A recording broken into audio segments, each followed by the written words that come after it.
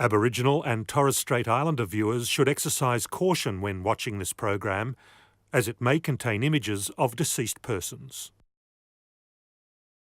But first, our special report on Noongar Dandru tonight is a sensitive subject, a topic which devastates many of our families, but which people can find very difficult to talk about. The suicide rate among Aboriginal people is significantly higher than among other Australians. What's especially shocking is just how many of our young people, even children, take their own lives. Shari Hutchison reports. Shannon Kearing and his family are living a nightmare all too common in the Aboriginal community. Yeah, he was the second child of mine and the second oldest boy. He passed on the 29th. He was very smart in education, of course. I suppose he had that, the other side of him was he had that lot of empathy. He, like myself, he would use culture as a way of talking to his mates and that, or people who had a bit of problems. And he was a go-to guy. He was that kind of person that people could warm to. And he would love a good laugh. And but also there was a serious side of him as well. Shannon is a community support worker for Relationships Australia, where he visits Aboriginal people in crisis. What happened happened right underneath my nose. My son's a cultural man, but it can happen to anyone. To me, I saw a strong leader in the making, because he took upon himself to start his own dance group up. I can't dance forever. The knees are giving way, and I was so proud that my son come along and to do Noongar dancing, Aboriginal dancing, and I was proud that they actually went overseas as ambassadors. Statistics provided by Lifeline state that suicide is the #1 cause of death in Australians aged between 15 and 44. It accounts for an average of almost 2,500 deaths each year, in comparison to about 1,500 deaths in road fatalities. That's 1,000 more deaths per year by choice than by accident. That we can look at today's society, we can look at a way of blaming alcohol and drugs, but what about within our own barriers of protection of the body, mind and spirit?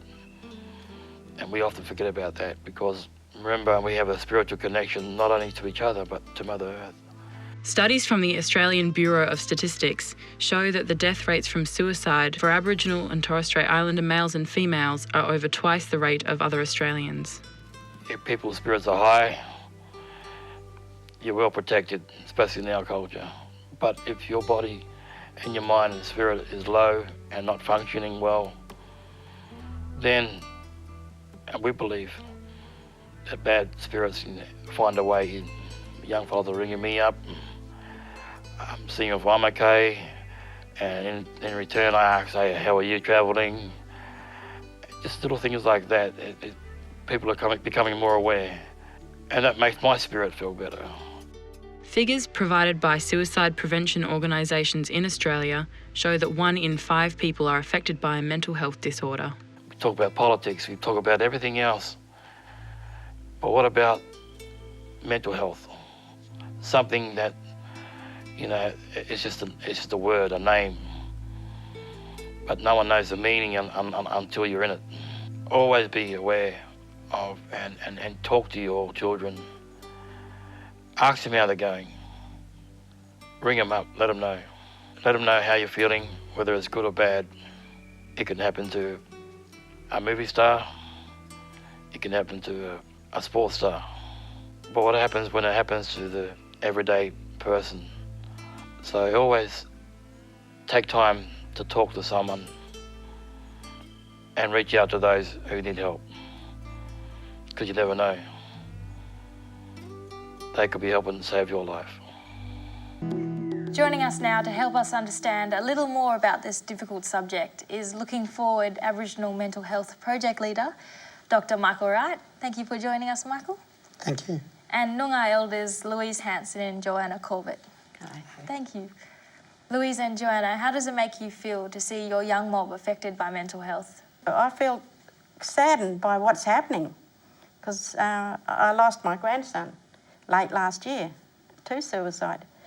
And for all intents and purposes, he was a perfectly normal young man with ambition, and he wanted to go forward.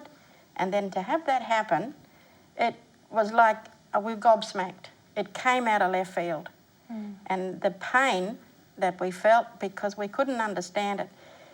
Now, this is what we want to try and improve in our community. Get Noongars to go and seek help and don't have that stigma attached to it. What is the Looking Forward Aboriginal Mental Health Project? We want to flip around what traditionally has been done, or the conventional view anyway. But I think what's critical for Noongar families has been the inadequate and often inappropriate and of responses by services overall. We have policies and programs and initiatives aimed at Aboriginal people or Aboriginal and Torres Strait Islander people, and then they try to generalise those programs and initiatives to all Aboriginal and Torres Strait Islander people. What we heard when we were out there in the community was the community telling us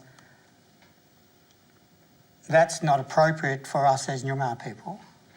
We have our own culture and we have our own issues and we have our own aspirations and we have our own culture, essentially, which doesn't fit this big picture thing that governments like to impose on us. Among the elders, it's one of our gravest concerns, and that's why each of us has made a commitment to working through the project to reach out not only to the young people that we want to help, but to the people who are qualified to help them in their mental health problems. And that's what we said to them. This is not up for negotiation. You either come with your CEO or we're not interested in working with you. And they come. The CEOs come and they sit and they talk to the elders. Some of the meetings that we've attended with senior management have been like a little United Nations because they're actually sharing their backgrounds and they're learning from us as well. There needs to be a reciprocal exchange of information about each other, so you can't go and work with strangers. We have young people who are out there and they've had to deal with the culture shock of having other people come and take over our lives and tell us everything what we have to do and how to do it.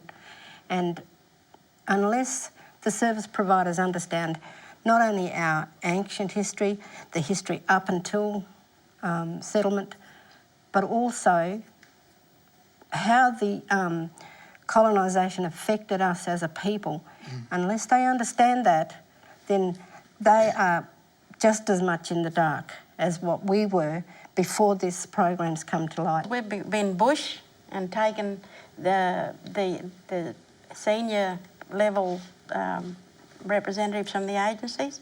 They've come out bush with us and we've taught them about our culture, our ways and how we lived before they came here.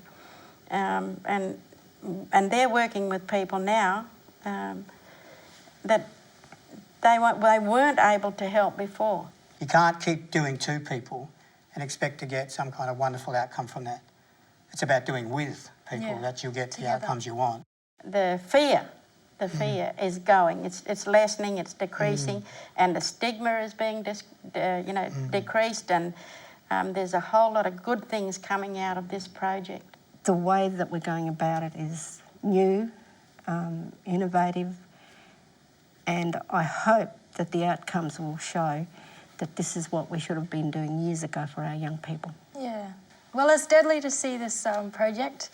But thank you so much for coming in the studio today and sharing your personal stories and your experiences and talking from heart, really, about this important issue in our community today. Thank you. Thank you, Michael, Joanna, and Louise. Thank you.